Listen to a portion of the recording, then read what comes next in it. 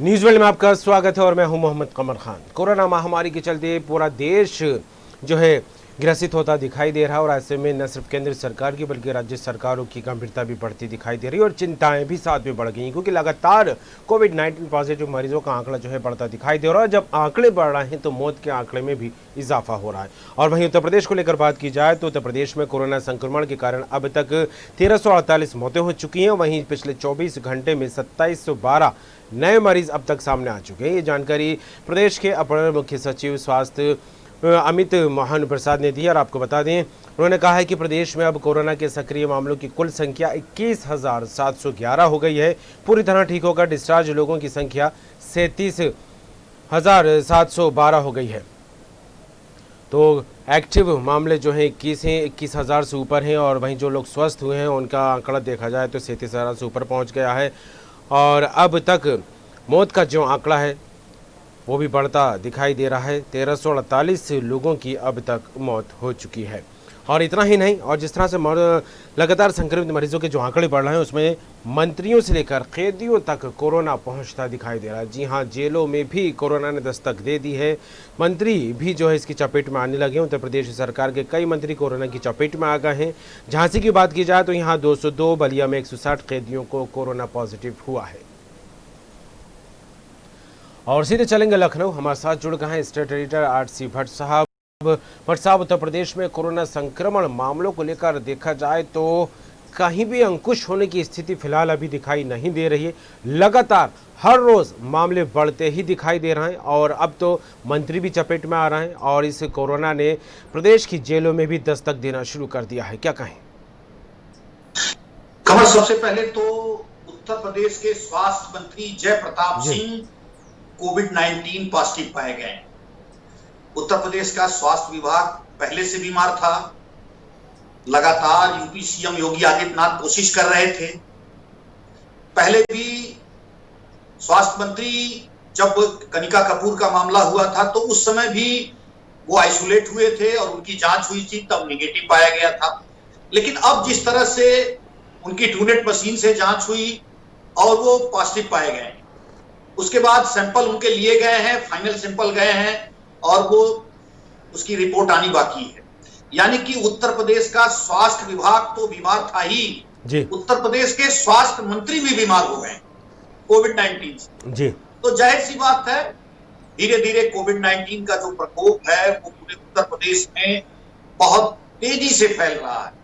और जिस तरह से मैं लगातार इन तमाम चीजों पर नजर बनाए हूं और पूर्वानुमान है कि ये आंकड़ा निश्चित रूप से हर रोज 3,000 के आसपास छूने जा रहा है। यानी कि आज 2700 से ज्यादा मरीज पाए गए। बिल्कुल, सरकार का ये दावा है कि 33,000 मरीज ठीक होकर जा चुके हैं और अभी 21,000 मरीज आइसोलेशन में हैं जिनका इलाज चल रहा है L1, L2 और L3 के अस्पताल।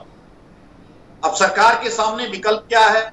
सरकार दावा कर रही है 1.5 लाख बेड हैं, लेकिन उत्तर प्रदेश के राजधानी में बेडों की संख्या लगभग फुल हो गई है और बेड मिल नहीं रहे। कल एक 27 साल का नौजवान जिसको बेड ना मिलने से उसने तड़प तड़प कर जान दे दी, उसकी मौत हो गई कोविड-19 से। वो कोविड-19 का पॉजिटिव था।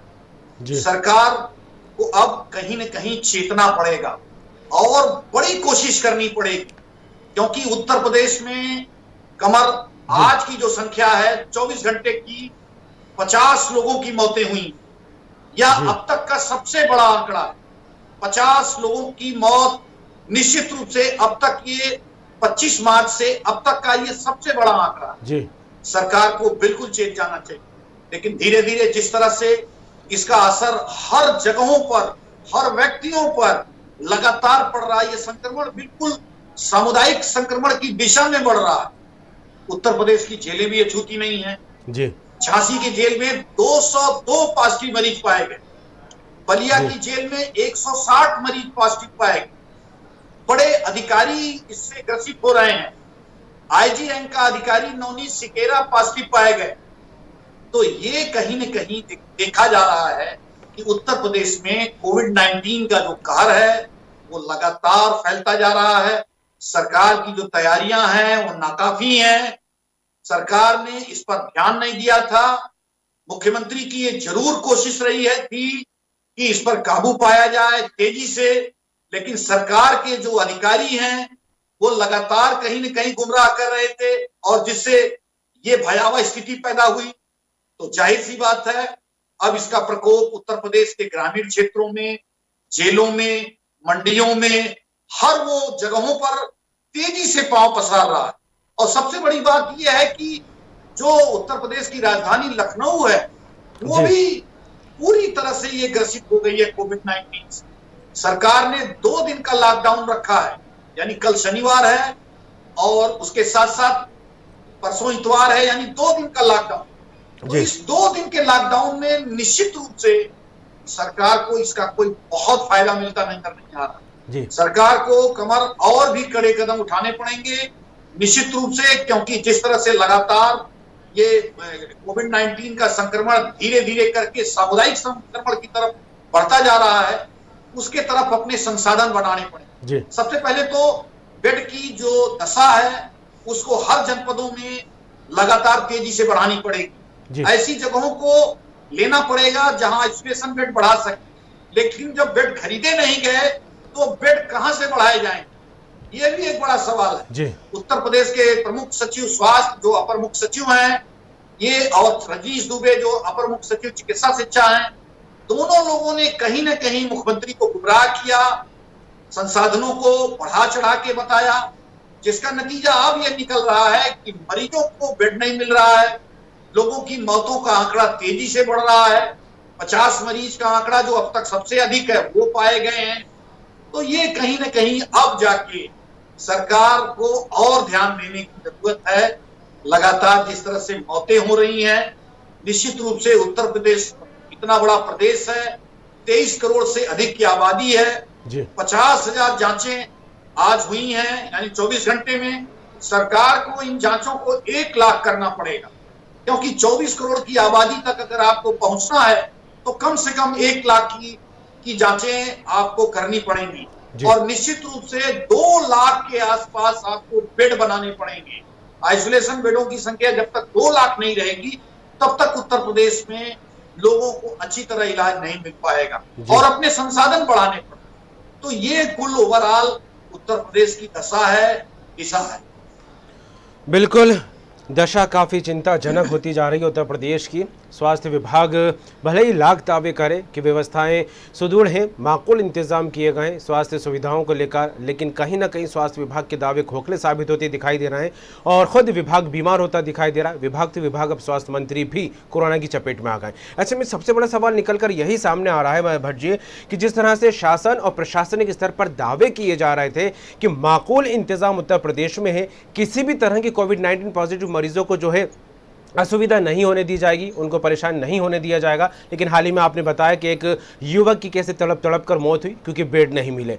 बेडों की संख्या बढ़ाने के दावे खोखले साबित हो रहा है। जिस तरह की तस्वीरें सामने आ रही हैं, खुलकर बयां करती दिखाई दे रही हैं सरकार के कामों को लेकर। लेकिन कब सरकार चेतेगी, जबकि रोज जो है 11 टीम के साथ समीक्षा बैठक की जा रही है और चेतने की बात बार बार कही जा रही है, जबकि जो एक बड़ा सवाल यही निकल रहा है कि सरकार दावे जरूर कर रही है लेकिन इन दावों में दम कम दिखाई दे रहा है। कमर, देखिए, शुरुआती दौर में मुख्यमंत्री के द्वारा जिस तरह से कदम उठाए गए थे, हम लोगों को भी ये संकेत मिल रहे थे कि कोविड-19 से निपटने के लिए यूपी सीएम बहुत मजबूत और ठोस काम कर रहे हैं। लेकिन जो उत्तर प्रदेश के मुख्यमंत्री योगी आदित्यनाथ की जो सबसे बड़ी कमजोरी है कि वो पूरी तरह से उत्तर प्रदेश की ब्यूरोक्रेसी पर आधारित हो गए, यानी कि उस पर निर्भर हो गए। यानी जो ब्यूरोक्रेसी कहेगी, जो उनका प्रमुख सचिव कहेगा, अपर मुख्य सचिव कहेगा, जो चिकित्सा स्वास्थ्य विभाग का अपर मुख्य सचिव कहेगा, जो जिलाधिकारी कहेंगे, वही वो मानेंगे। यानी उनके पास कोई तीसरा ऐसी एजेंसी नहीं है जिससे वो ये फीडबैक लें कि हाँ, जनपदों की स्थिति क्या है। नोडल अधिकारियों की तैनाती हुई, नोडल अधिकारी भी सीनियर आईएएस रैंक के हैं, वो भी अपना फोन नहीं उठाते हैं। कई नोडल अधिकारी जनपदों में जाने से इनकार भी कर दिए, बहाना बना के। अब स्थिति ये है कि मुख्यमंत्री आखिर करे तो क्या करे। मुख्यमंत्री के पास जो फिगर लाया जाएगा, उत्तर प्रदेश का जो चीफ सेक्रेटरी है राजेंद्र तिवारी वो बिल्कुल नाकारा आदमी, वो कुछ भी नहीं करता, वो डमी है, बिल्कुल कुर्सी पे बैठा रहता है और कोई काम नहीं करता। ये साफ तय है। अब स्थिति मुख्यमंत्री के ऊपर सारा दारोमदार है। मुख्यमंत्री तेजी से काम करने की कोशिश कर रहे हैं, लेकिन सबसे बड़ी बात यह है कि मुख्यमंत्री करेगा क्या अगर उसके जो प्रशासनिक अधिकारी हैं, विभाग के अपर मुख्य सचिव हैं, विभाग के जो आला अधिकारी हैं, उसको जब भ्रामक जानकारी देंगे। सबसे पहले कई बार मैंने उत्तर प्रदेश के स्वास्थ्य मंत्री जयप्रताप सिंह को यह समझाने की कोशिश की, उत्तर प्रदेश के अपर मुख्य सचिव सूचना जो सारी चीजों की मॉनिटरिंग करते हैं, उनको भी मेरे द्वारा बताने की कोशिश की गई कि उत्तर प्रदेश में बेडों की संख्या कम है, उत्तर प्रदेश में जो संसाधन है वो कम है, लेकिन वो सुनने के लिए तैयार ही नहीं जी। कम से कम आप किसी थर्ड पार्टी से ये पता तो करें कि आपके पास बेड नहीं है जी। अगर आपके पास अपर मुख्य सचिव कहते हैं कि 1.5 लाख बेड बन गए, अरे कहां बन गए 1.5 लाख बेड? तो 1.5 लाख बेड तो दिखने चाहिए ना। 1.5 लाख बेड अगर बन गए तो लखनऊ में कम से कम 25,000 बेड होने चाहिए, लेकिन 2,000 बेड लखनऊ में है। तो ये सबसे बड़ी समस्या है। ये तमाम जो जानकारियां, संसाधनों के बारे में उपलब्धता, ये तमाम जो चीजें प्रशासनिक अधिकारियों द्वारा दी जा रही हैं, ये पूरी तरह से झूठ के आधारित है। लोगों को सुविधाएं नहीं मिल रही। तो ये मुख्यमंत्री को अब कहीं न कहीं ग्राउंड लेवल पर जाकर, अब लखनऊ के मामले में ऐसा ही हुआ, मुख्यमंत्री ने अभी लखनऊ के ग्राउंड लेवल के अधिकारियों के साथ बैठक की, तब उनको जाके हकीकत मालूम हुई कि लखनऊ में बेड कितने हैं, क्या मरीज कितने आ गए, कितने हो गए। ये सारा फिगर कागजों में मुख्यमंत्री जी को रोज एक पहाड़ा पढ़ाया जाता है और उसी पहाड़े को वो पढ़ते हैं। निश्चित रूप से ये बहुत ही गलत है और थर्ड पार्टी से इन तमाम चीजों की जांच होनी चाहिए कि मेडिकल कॉर्पोरेशन सप्लाई दे रहा है, गैस पाइप है कि नहीं, संसाधन है कि नहीं, जो जनपदों में जिलाधिकारी और सीएमओ काम कर रहे हैं उनको हटाया जाए, जो नकारा है, जो अच्छे काम है उनको रखा जाए। तो ये जो तमाम चीजें हैं कमल, इसको सरकार करने का प्रयास नहीं कर पा रही है। बस केवल 3:30 बजे प्रेस कॉन्फ्रेंस होती है, 11 बजे टीम 11 के साथ बैठक होती है और उसके बाद चर्चा होती है।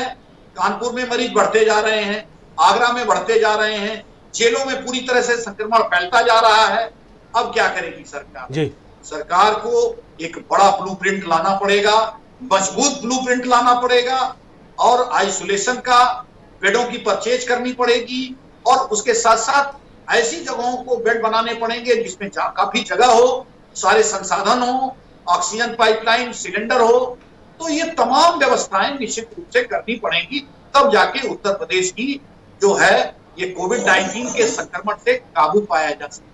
जी बिल्कुल। और भट्ट जी, ये कहा जाता है कि परिवार में अगर दूसरे लोग कुछ नहीं करते हैं, दिग्भ्रमित करते हैं, उनकी जो है गैर जिम्मेदाराना रवैया सामने आता है, तो खुद परिवार का मुखिया आगे बढ़कर मोर्चा संभालता दिखाई देता है। और स्थिति को लेकर बात की जाए तो खुद आंकड़ों से वाकिफ है मुख्यमंत्री योगी आदित्यनाथ। तो क्या वजह मानी जा रहा है कि वो खुद मैदान में मोर्चा संभालते क्यों नहीं दिखाई दे रहा है? क्योंकि लॉकडाउन की स्थिति में वो खुद जहाँ खाना बनने की स्थिति थी वहाँ का मुआयना करने पहुँचे थे, अस्पतालों का मुआयना करने पहुँचे थे, सड़कों पर जाकर निरीक्षण करने पहुँचे थे कि किस तरह का माहौल है। लेकिन अब भयावह स्थिति के दौरान नहीं लगता कि उनको खुद मोर्चा संभाल लेना चाहिए? देखिए, लगातार कोशिश कर रहे हैं, ऐसा नहीं है। उत्तर प्रदेश के सीएम योगी आदित्यनाथ लगभग 18 से 20 घंटे काम कर रहे हैं, लेकिन सबसे बड़ी बात यह है खबर की कर क्या सकता है कोई। ये महामारी है, ये जिस तरह से पूरे देश में, पूरे प्रदेश में ये महामारी फैली है, 12 लाख से अधिक मरीज हैं, मौतों की संख्या हर रोज कितना बड़ा फिगर आ रहा है। लगातार प्रधानमंत्री से लेकर हर राज्यों के मुख्यमंत्री जूझ रहे हैं, उत्तर प्रदेश में भी मुख्यमंत्री जूझ रहा है। लेकिन जब प्रशासनिक अधिकारी जिनको काम करना है, और सबसे बड़ी बात यह है कमर, उत्तर प्रदेश में 6,000 डॉक्टरों की कमी है। ये डॉक्टरों के जो मानक हैं उसमें 6,000 डॉक्टर नहीं है। सरकार इस तरह का भी कोई प्रयास नहीं कर रही है कि जो आयुष के लोग हैं उनको भी इलाज करने की अनुमति दी जाए, उनको भी संसाधन में रखा जाए, पैरामेडिकल स्टाफ है उसको बढ़ाया जाए, जो रिटायर्ड पैरामेडिकल स्टाफ है उनको फिर से सेवा में संविदा बेस पे लिया जाए, कॉन्ट्रेक्चुअल बेस पे लिया जाए, अपनी संख्या को बढ़ाया जाए। इस तरह से कोशिश की जाए, उनको अच्छे वेतन पे लिया जाए, ताकि और उसके साथ साथ बेड बढ़ाए जाए। आप बीमार पड़ते हैं, आपको अस्पताल नजर आता है, मुख्यमंत्री के पास कोई इनकी एक अच्छी आइडियोलॉजी देने वाला कोई नहीं है कि स्वास्थ्य विभाग में कोई इस तरह का जो आइडियोलॉजी है, एक आदर्श है, वो इनके सामने प्रस्तुत करें। अधिकारी केवल चापलूसी में लगे हुए हैं, झूठे आंकड़े दे रहे हैं, दिलासा दे रहे हैं और शाम को 3:30 बजे प्रवचन दे रहे हैं। यही उत्तर प्रदेश में अब वर्तमान समय में चल। चलिए, बिल्कुल अब देखने वाली बात होगी। हालांकि जिस तरह से गंभीरता से काम करने की बात लगातार निकलकर सामने आ रही है, आगामी दिनों में ये गंभीरता और कितनी गंभीरता के साथ सामने आती है। जुड़ने के लिए, तमाम बात के लिए आपका शुक्रिया। तो उत्तर प्रदेश को लेकर बात की जाए तो कोरोना संक्रमित मरीजों का आंकड़ा लगातार बढ़ता दिखाई दे रहा है।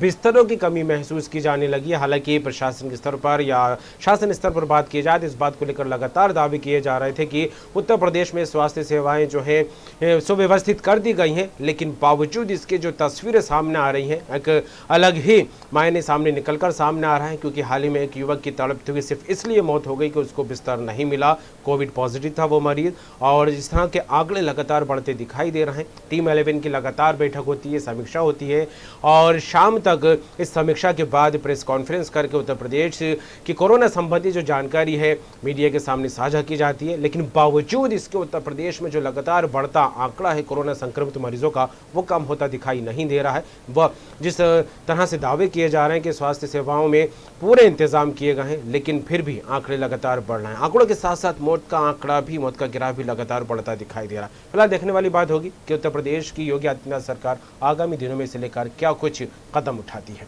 दीजिए इजाजत, बाकी खबरों के लिए देखते रहिए न्यूज़ वर्ल्ड। इस बुलेटिन के प्रायोजक थे रूप मंत्र आयुर्वेदिक फेस क्रीम। ये कोई कॉस्मेटिक नहीं, आयुर्वेदिक औषधि है।